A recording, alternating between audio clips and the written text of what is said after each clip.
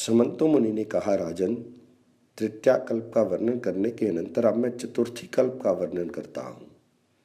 चतुर्थी तिथि में सदा निराहार रहकर व्रत करना चाहिए। ब्राह्मण को तिल का दान देकर स्वयं भी तिल का भोजन करना चाहिए। इस प्रकार व्रत करते हुए 2 वर्ष व्यतीत होने पर भगवान विनायक प्रसन्न होकर व्रती को अभीष्ट फल प्रदान करते हैं। उनका भाग्योदय हो जाता है और वह अपार धन संपत्ति के स्वामी हो जाते हैं तथा परलोक में भी अपने पुण्य फलों का उपभोग करता है। पुण्य समाप्त होने के पश्चात इस लोक में पुनः आकर वह दीर्घायु, कांतिमान, बुद्धिमान, कृतिमान, वक्ता, भाग्यवान, अभिष्ट कार्यों तथा असाध्य कार्यों को भी क्षण भर में ही सिद्ध कर लेने वाला और हाथी, घोड़े, रथ, पत्नी, पुत्र से युक्त हो 7 जन्मों तक राजा होता है।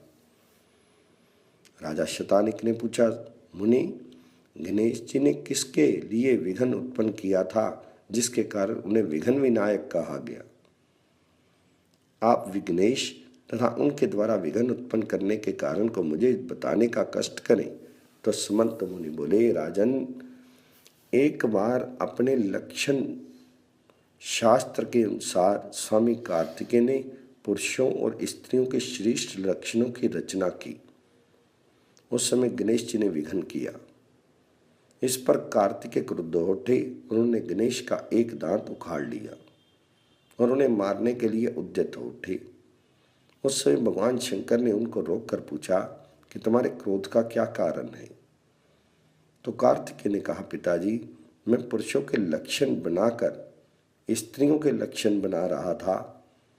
उसमें इसने विघ्न किया जिससे स्त्रियों के लक्षण में नहीं बना सका। इस कारण मुझे क्रोध हो आया। ये सुनकर महादेव जी ने कार्तिकेय के क्रोध को शांत किया और हंसते हुए उन्होंने पूछा, पुत्र, तुम पुरुष के लक्षण जानते हो तो बताओ, मुझ में पुरुष के कौन से लक्षण हैं? तो कार्तिकेय ने कहा, महाराज, आप में ऐसा लक्षण है कि संसार में आप कपाली के नाम से प्रसिद्ध होंगे। पुत्र का ये वचन सुनकर महादेव जी को क्रोध हो आया और उन्होंने उनके उस लक्षण ग्रंथ को उठाकर समुद्र में फेंक दिया और स्वयं अंतर ध्यान हो गए। बाद में शिवजी ने समुद्र को बुलाकर कहा कि तुम स्त्रियों के आभूषण स्वरूप विलक्षण लक्षणों की रचना करो और कार्तिकेय ने जो पुरुष लक्षण के विषय में कहा है उसको कहो। तो समुद्र ने कहा, जो मेरे द्वारा पुरुष लक्षण का शास्त्र कहा जाएगा वह मेरे ही नाम सामुद्रिक शास्त्र से प्रसिद्ध होगा। स्वामिन, आपने जो आज्ञा मुझे दी है वह निश्चित ही पूरी होगी।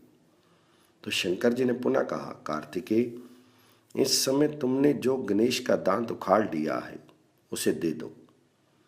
निश्चय ही जो कुछ ये हुआ है होना ही था। देव योग से ये गणेश के बिना संभव नहीं था, इसलिए उनके द्वारा ये विघ्न उपस्थित किया गया। यदि तुम्हें लक्षण की अपेक्षा हो तो समुद्र से ग्रहण कर लो, किंतु स्त्री पुरुषों का ये श्रेष्ठ लक्षण शास्त्र समुद्र शास्त्र इस नाम से ही प्रसिद्ध होगा। गणेश को तुम दांत युक्त कर दो। कार्तिकेय ने भगवान देव देवेश्वर से कहा, आपके कहने से मैं दांत तो विनायक के हाथ में दे देता हूं, किंतु इन्हें इस दांत को सदैव धारण करना पड़ेगा। यदि इस दांत को फेंक कर ये इधर उधर घूमेंगे तो ये फेंका गया दांत इन्हें भस्म कर देगा। ऐसा कहकर कार्तिकेय ने उनके हाथ में दांत दे दिया।